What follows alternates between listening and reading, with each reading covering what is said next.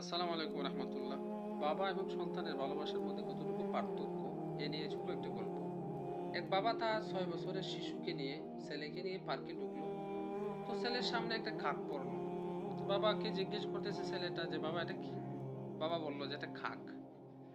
আবার একই প্রশ্ন ছেলেটা আবার করতেছে, বাবা এটা কি? বাবা আবার বললো খাক। এইভাবে লাগাতার প্রশ্ন করতেই থাকলো।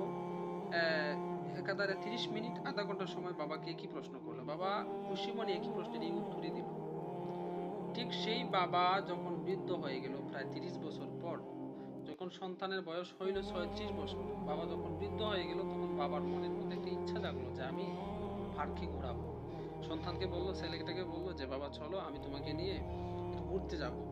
ছেলে অনেক পিড়াপিড়িতে প্রথমে রাজি হচ্ছিল না, পরে অনেক রিকোয়েস্টে বাবার কথায় রাজি হলো। তারপরে বাবার সঙ্গে যখন রওনা হলো, তখন দেখে বাবা পার্কে যাচ্ছে। পার্কের ভিতরে যখন ঢুকলো, তখন ঠিক সেম পার্কে অনিচ্ছাকৃতভাবে অনেক নাখোশ অবস্থায় ছেলে যখন বাবার সঙ্গে গেল, তখন এই পার্কের ভেতরেই বাবার চোখে একটা খাক পড়লো।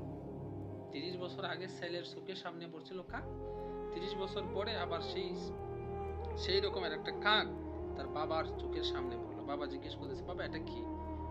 ছেলে বলে, কি আশ্চর্য, এটা কি, এটা কাক? দ্বিতীয়বার যখন আবার প্রশ্ন করলো, এটা কি? তখন ছেলে প্রচন্ড রেগে গেল। তুমি কি আরম্ভ করতেছো? মস্কারি করা আরম্ভ করছো আমার সঙ্গে? প্রচন্ড রাগান্বিত। বাবা এবং ভালো ছেলের মধ্যে যে ভালোবাসার তফাৎ, যে বারবার লাগাতার একই প্রশ্ন 8 ঘন্টা যাবৎ করে গেল, বাবা রাগ হইল না। আর ছেলে একই প্রশ্ন দুইবারের সময় দ্বিতীয়বারই রাগান্বিত হয়ে, অতিরিক্ত রাগান্বিত হয়ে গেল। বাবার ভালোবাসা অতুলনীয়।